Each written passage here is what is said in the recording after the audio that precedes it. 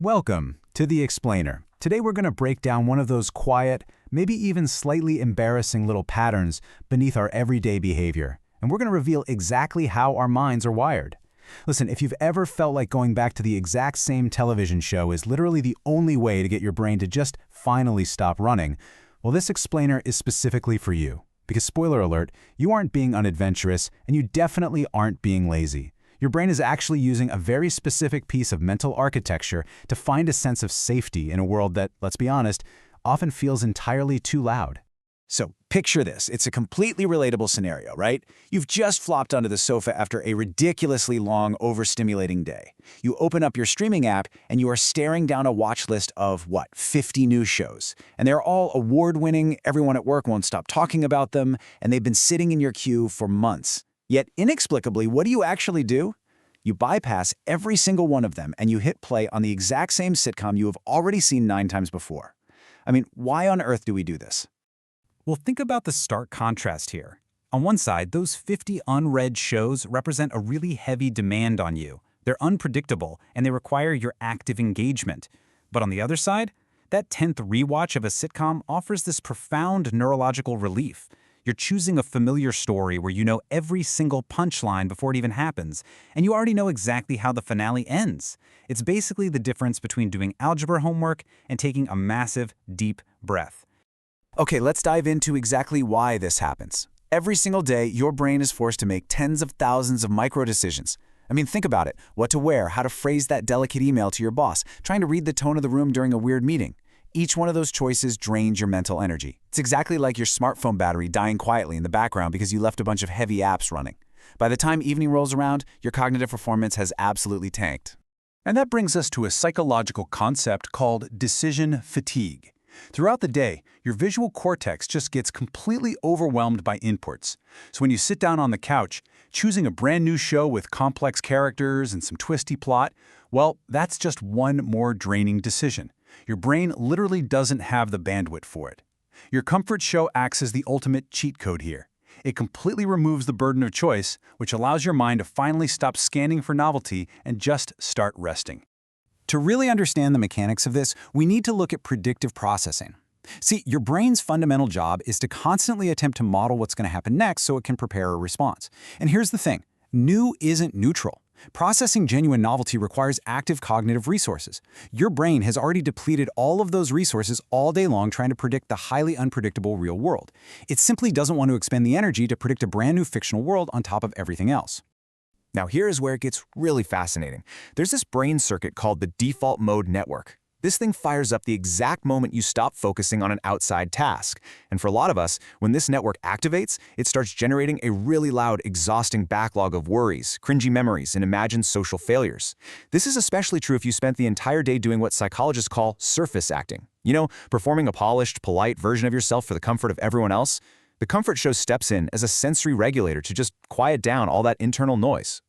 And this brilliantly illustrates why we shouldn't feel an ounce of guilt about this habit. Psychologists actually call this media-based emotion regulation. When you watch a plot with a confirmed safe outcome, your brain doesn't have to stay on high alert for unexpected threats. And because of that, it actively lowers your cortisol, which is your primary stress hormone. This isn't some failing of the modern digital age, guys. Just as ancient humans told the exact same stories around campfires night after night, repetition isn't a modern weakness. It's an ancient, deeply ingrained coping mechanism. So the crucial concept at play here is called predictable social value. It describes the completely reliable warmth, humor, and inclusion that we get from familiar fictional characters. Real human interaction, that requires constant active processing. But fictional characters, they offer a perfect simulation of social warmth with absolutely zero social risk or ambiguity. You know exactly who is going to say the right thing, and you know exactly who's going to make you laugh. Let's actually compare these two directly. Real-world relationships are beautiful, of course they are, but they are unpredictable, complex, and sometimes highly emotionally draining. People have bad days. They snap. They say things they don't mean. On the flip side, we have these parasocial relationships with our TV characters. These are safe, they are zero risk, and they offer totally predictable warmth. There is literally zero chance that your favorite sitcom character is going to be in a weird mood tonight and make you feel like you did something wrong. It is guaranteed emotional safety.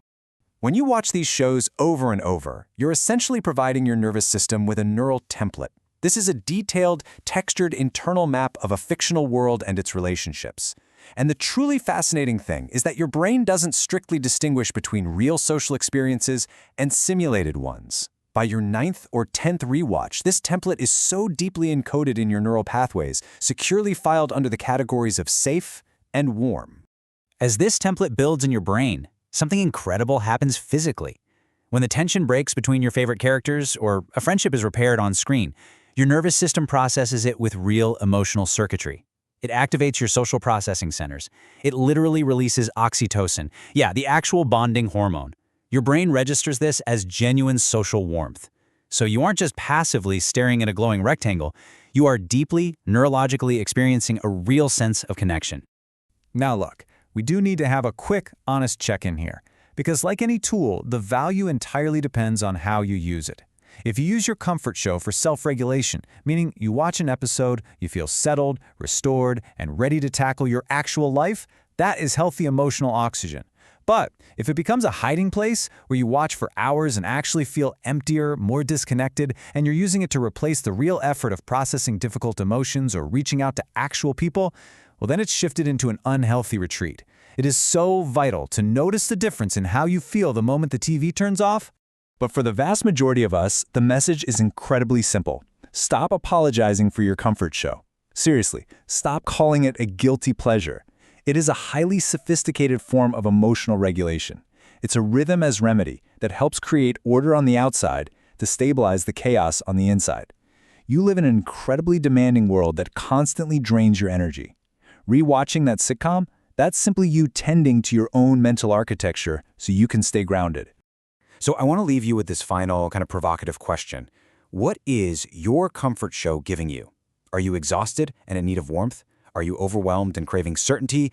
Or are you maybe feeling a bit lonely and looking for a sense of belonging? Whatever it is, that show is pointing to a very real need in your life right now. Take a second, identify that need, and drop a comment below telling us what your show is and exactly what it gives you. And hey, if this explainer helped you understand your own mind a little bit better, hit subscribe so you don't miss our future deep dives. Thanks so much for hanging out, and we'll see you in the next one.